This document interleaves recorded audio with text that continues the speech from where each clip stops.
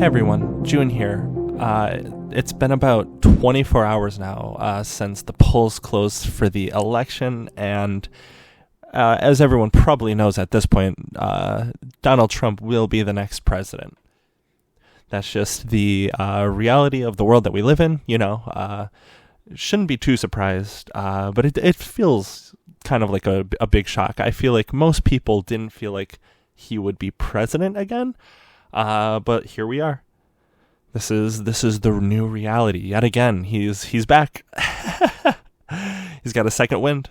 Final boss is back.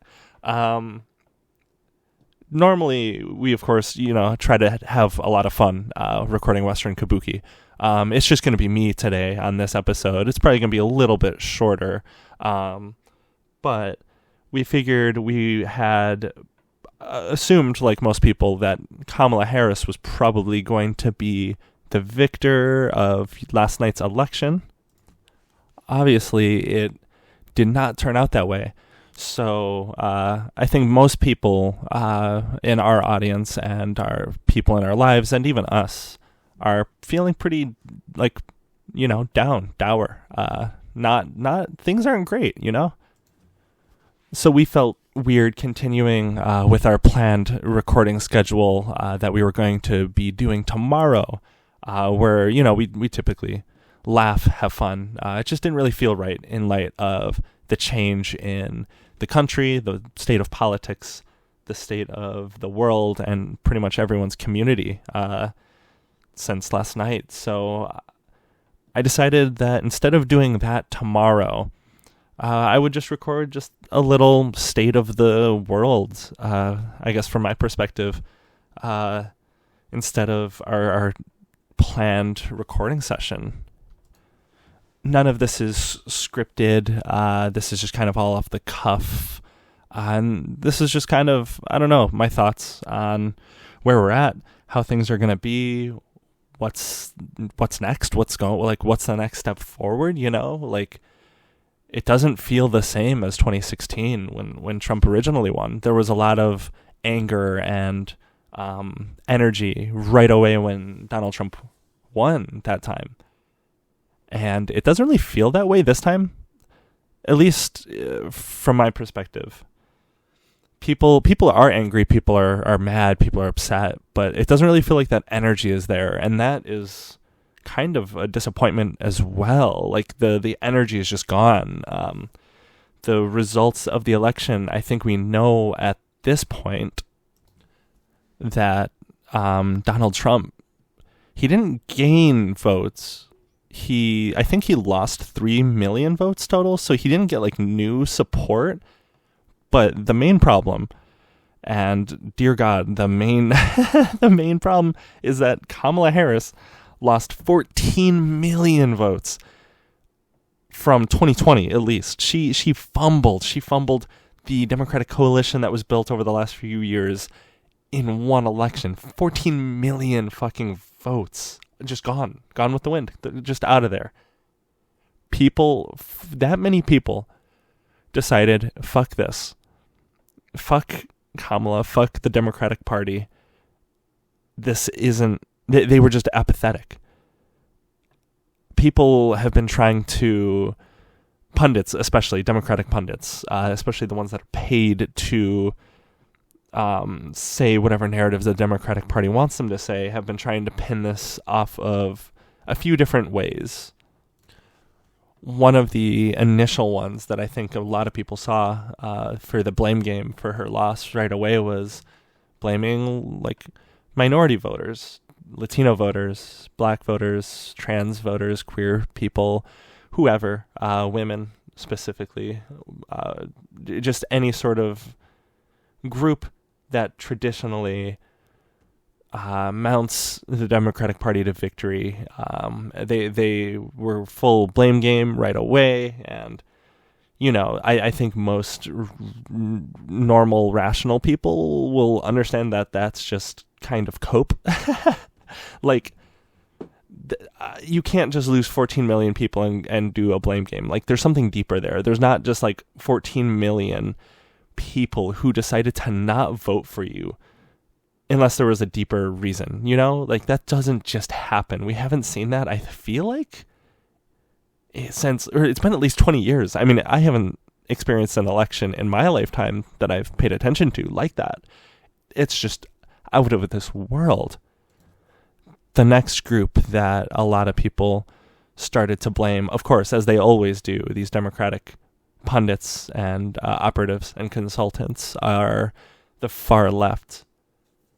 Specifically in this election, in the realm of how the far left has, and I'm kind of, I'm using their framing, how the far left has handled the Israel-Palestine conflict, which I think there is some truth to that, but in terms of that really did suppress voter turnout, because there's a lot of left-leaning people in the party and in this country, and a lot of people don't support genocide. But the way that the Democratic Party under Biden, under Kamala, have handled this conflict is they've been talking out of both sides of their mouth this whole time. They're like, well, of course we support Israel's right to defend itself. Of course we do.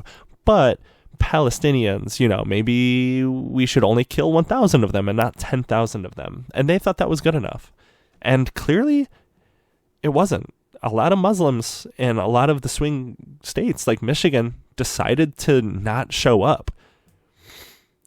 They didn't even decide to vote for Jill Stein in a massive way. Like, Jill Stein got the least amount of votes she's ever gotten, and she's ran like 3 times. Like, these people weren't specifically drawn to a third-party candidate. These people just, didn't show up. Which is, with every demographic, the Democratic base just didn't show up. And it's partially because of, I think, how they handled the Israel-Palestine conflict, because no one fucking supports the genocide. Like, there are very loud people online who are paid political operatives and centrists who have been leading this party down a fucking spiral of failure for years now, and that they are not the majority. They are absolutely not, and they keep getting paid to lose and lose and lose and lose. It's crazy. It's unreal that none of these people ever get fired. They never lose their job. There's never a moment of truth or reckoning with the party. Like, oh, we lost again to Donald Trump again, a second time. Like, how do you do that? How are these people not being fired en masse? I just don't get it. I mean, I do get it, because it's like capital at work. It's intra-party politics. They support each other, like the Hillary and Obama world for the last 20 years, the Clinton specifically, not necessarily Hillary, but the last 20 years of liberal hegemony is supporting each other and holding each other up. So of course they're never going to get rid of each other, because that's how they make their money. Even if they lose, they still get money. And this Palestinian genocide comes off the heels of several elections in a row of all of these pundits, every single day, every single week, every single election, telling people on the left, we don't need you. We can win this election without you. I can count over 1,000 instances of people saying stuff like that to me, to other left-leaning voters. How does that help? How does that help their cause? How do they think they will win an election if they continue to oust and chase out the more left-leaning people in the party? Because if you tell people, like, hey, we don't want you, we hate you, we want you fucking dead, along with Palestinians, like, okay, why would they ever come back? Why would they ever support you? They're not going to show up and support you on election day. They just won't. And we saw a little bit of that, I think, yesterday on the election. The theory that there's all these good Republicans that turned to the Democratic Party to save the republic, to save the country, just has never happened. It didn't happen in 2016. It didn't happen in 2020. And it fucking did not happen in 2024. Like, okay, maybe it happened in 2020. That's an insane election because of COVID. That one is really hard to compare to 2016 and 2024 because COVID genuinely, at this point, I think that's why Trump lost. I think that's really the only reason is that COVID royally fucked up his reelection. And I mean, thank God for that. But these good, air quotes, good Republican voters that switched sides to Democrats just did not materialize ever. And again, like these Democratic Party operatives, these right-wing organizations like the Lincoln Project and all of the copycats, all of them made millions and millions and millions of dollars off of the promise that they would turn out a massive wave of the good Republican, the ones that Kamala wanted to put in her cabinet. Just another thing that she said that just really, oh God, people, she made every wrong fucking move to just alienate the left at every turn. And the Democratic Party has been doing this since Hillary Clinton. I mean, even so before that, but they kicked it into high gear in 2016. Literally all they wanted to run on was Trump bad. And like, yeah, Trump is really bad. Trump is fucking awful. He's the worst. He's really bad. That cannot be all you run on to win. That is not going to convince people after a while. People will tune out. People can only take so much of this before it just pushes them away. Not even to the right. I don't think it made people turn to the right, as a lot of the Democratic Party is currently trying to convince us of. It just makes people tune out. People just didn't want to show up. And that's another thing that the Democratic Party is currently trying to do, that do not let them do this. We cannot, is trying to convince us that the country has moved far to the right. It hasn't. People, the right-wingers, the Trump voters, the Trump base is just a lot more animated. Like I said earlier, Donald Trump lost 3 million votes. That is not like sure, he dominated. He won all the swing states. But it's not like it's a brand, like, huge new wave. This red wave of all of these new voters and people that used to be on the left that are now on the right. That's not really what happened. Sure, there's percentage changes, but when people don't show up and when voter turnout on the left on the Democratic Party is much lower, the percentage shift will look super significant, but he lost votes too. The country is not... Okay, what I will say, the country is pretty far right. The Democratic Party is very right-wing. The Republican Party is, very fascist, very fascistic. This country's history has always been that of a very fascist country. So the country is far right. But the voters in this election, in the one that elected Trump across the board, supported abortion rights in every state.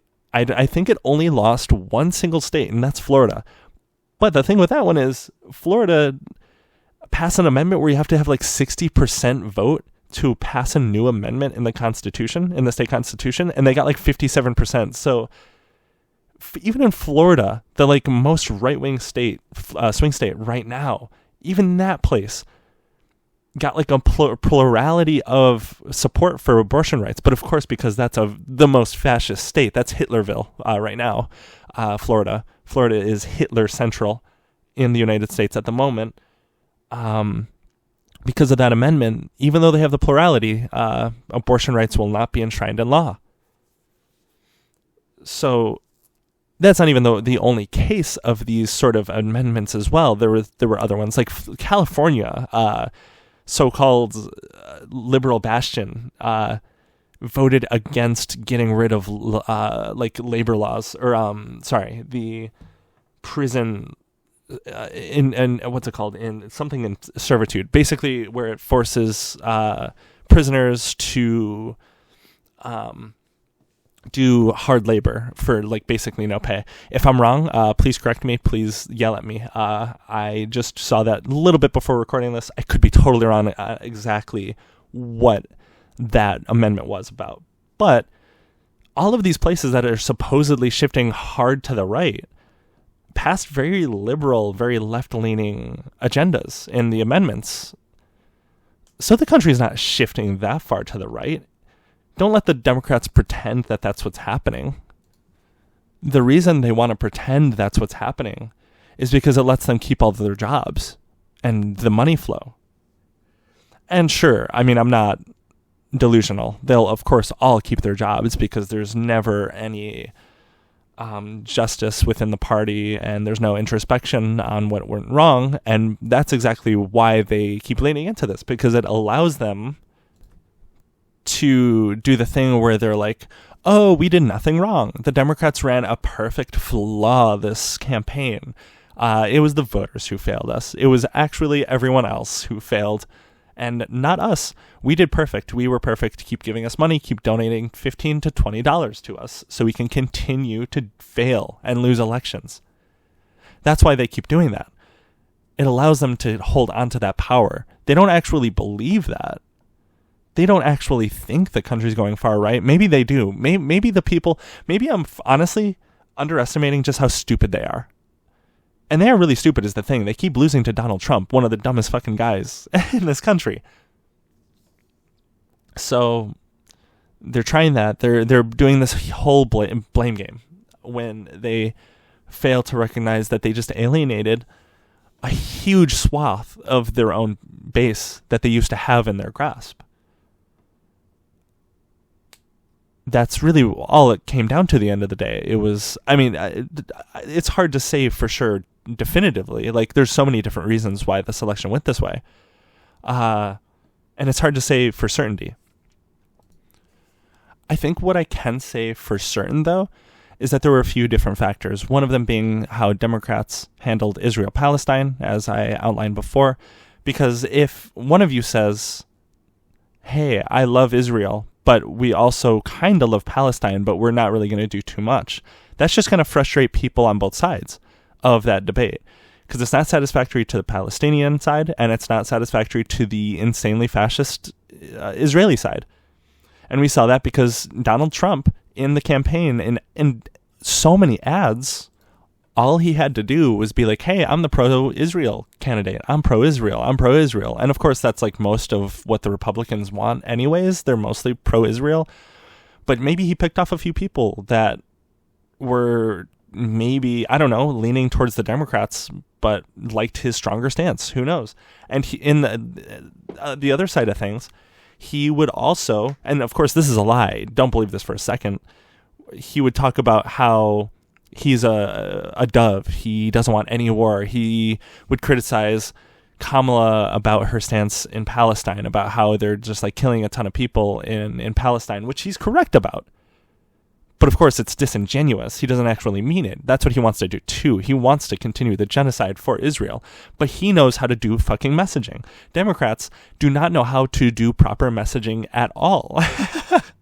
Like, I don't know if that's become clear to people. I've been following politics since 2012. I couldn't vote in that election, but Jesus Christ, even in 2012, even with Barack Obama, the like messaging wizard of the party, and really the only one that's been really good at it since like in my entire life, even he was horrible at messaging. He has doomed the party because that's the type of the people he brought into the party as leaders have just continued to fail over and over and over. And that leads me to, I think, one of the other reasons why they failed is messaging. Democrats cannot message any issue to save their life. They're generally pretty good on like abortion issues. That's just like kind of a popular position is the pro-choice position. So it's pretty easy for them to do that one. But when it comes to any other issue, they just cannot help but talk out of both sides of their mouth. They have to have it both ways every single time. And they can never be bold. They can never go on stage anywhere and take a bold position for their life. They could not do that if their life depended on it. They just cannot. And that's going to be a big struggle. And it has been a big struggle if they cannot message anything. And as we've continued to see, it's been a failure. They can never control a narrative. I thought the reason when Kamala took over for Joe Biden, I thought that was like really good news, other than just Joe Biden being incredibly unpopular, old, and incapable of leading the country. Obviously, most of the country thought that. But other than those things, for those factors being gone for this election, I thought, damn, wait, Kamala might be able to like switch the narrative up a little bit. We saw pretty early on with how she was kind of running circles, like the first week of her being the nominee, kind of running circles with the media and media narratives. She was controlling them. And when all of the Democratic governors and senators were going on TV and like doing their bids for the vice presidency, even the ones that didn't get chosen, the ones that I didn't really like too much, they were kind of killing it. Like the Democratic Party for 2 weeks understood how to do messaging. I don't know, like, I mean, I do know what happened because it's the Democratic Party and they love to fail. They listen to Hillary Clinton and all of these strategists who don't know what the fuck they're doing. But for like 2 weeks, they were running a tight operation. And then when she chose Tim Walz, that first week he was the vice presidential nominee. Damn, like, okay. It felt like there was a sea change. It felt like 2008 Obama strategy was back. They knew how to run the narrative when he started doing the weird narrative. But after that, they consulted with the wrong people. They kept the Joe Biden staffers. The staffers that were running Joe Biden's campaign, the one that was so clearly going to lose, were these same exact ones on Kamala's team that finished this campaign out. Like, of course she lost. She had the worst staffers in existence. They didn't know what they were doing. They were losing. They're losers. Like, the messaging is such a struggle for the party. They just don't know how to do it this day and age. They think that they can just bring out Beyonce and win over 1 million voters that are Republicans. Like, what are you talking about? No. Liz Cheney? No. No one cares about Liz Cheney. Like, I swear to God, if after this they continue to bring out like Liz Cheney and Dick Cheney, the Democratic Party is a lost cause. They're never going to win ever again. And one other thing, other than messaging, is the Democratic Party, and I guess it goes hand in hand with messaging, why they struggle, is they don't embrace the online sphere and like independent media the same way that the right-wingers do. Right-wingers have long understood the value of alternative media beyond just TV. Like the Republican Party has long utilized alternative means of communication for at least since the like 80s, essentially. They had public radio. Rush Limbaugh, all those people were huge. They drove so much of this country at the time. Like people, basically, Rush Limbaugh was like the Joe Rogan of public radio for a while. The amount of power he had, everyone knew who he was. Sort of similar to Joe Rogan. And all of these other public radio podcasting people that the Republican Party has now invested in, like the Tim Pools, the Tucker Carlson, essentially. I mean, he's not really within the party in the same way, or at least he might be again now that Trump won. But all of these people, all these podcasters, the Republican Party supports them and builds infrastructure, but not in a way that feels alienating to the base. The problem with the Democrats is they'll occasionally try to do stuff like that. Very, very occasionally. Like, they've done it with Hassan. They've done it in a few different instances. But all they ever end up doing is like they're like, okay, we're going to throw out one of the two young Gen Z politicians. We're going to have them go play video games on stream for like 2 hours. And that's going to be it. That's going to be the only outreach in this new media sphere that we do for a year. Like, that's ridiculous. They do not know what they're dealing with.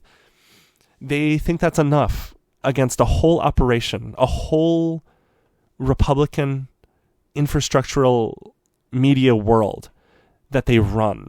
Peter Thiel, they run this shit. They like every podcast is in their pocket at this point. You look at the top 10 podcasts covering the election, streamers / podcasts covering the election, 1 out of 10 was a left-winger. The other 9 were far-right people covering the election. And those were the most viewed streams. Like, there's a massive problem there. Not saying that the Democratic Party should, do all this, or that, but they don't even pretend to acknowledge half of the independent media. And that's just hurting them. Just blatantly. That's just harming them.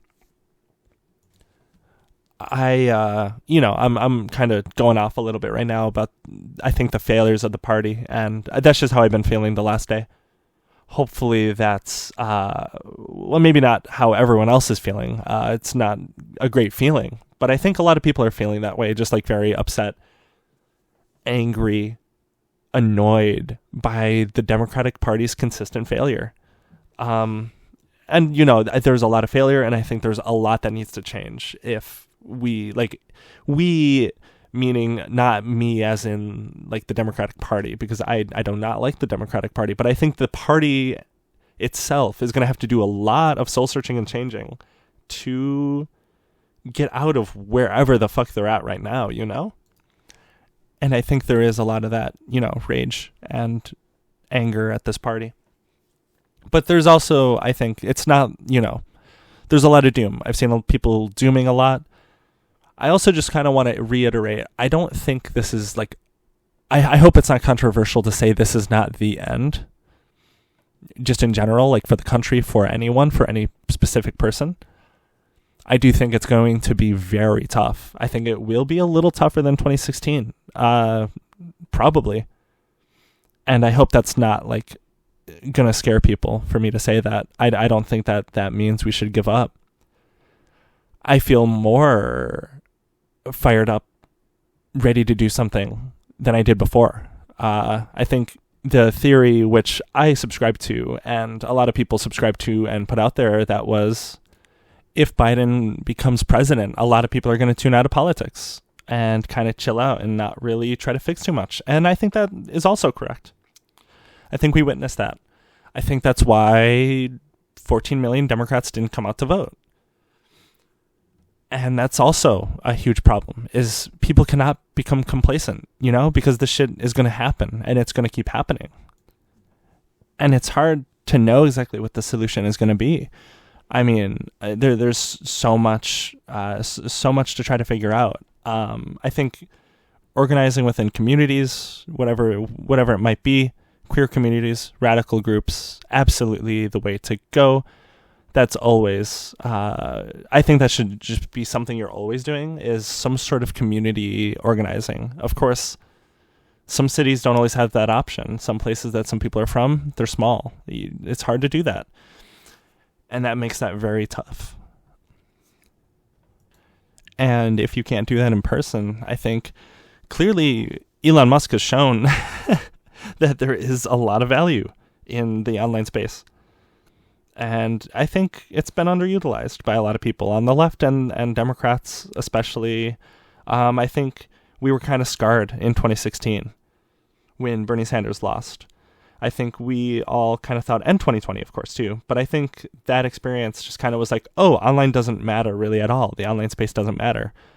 But clearly it does, because Elon Musk buying Twitter, that was, I think, at first, for a while, I thought that was just like, oh, nothing's going to really come of this. This is just kind of an echo chamber.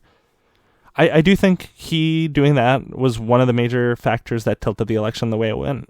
So I think there needs to be a realignment strategy with how the left engages with social media as a political weapon. And that, I think, goes... And God, it's... it really sucks to have to say this, but I think posting and doing some sort of video content of any sort, just anything, producing anything, trying to counteract the torrential flood that the right wing has just unleashed on the internet, is what we have to do of some sort, They control so much of the online airwaves at this point. They have... Basically, the right wing owns the internet at this point. They have essentially become the new mainstream online. The amount that they own with Elon Musk, with all of these billionaires, with all of these different platforms that they own and control, and the narratives that they're allowed to push, They are the new mainstream. Not that they never weren't. I do think the right wing has always been very, mainstream, of course. They've always been. But they control so much of the online space, and that needs to change if, I think, there is going to be any sort of realignment politically against the right in this country. I think that's really not the only, but one of the main ways that that's going to have to happen. Because clearly ground game does not work in the same way that it used to, because apparently Kamala had a huge ground game. Trump had basically nothing.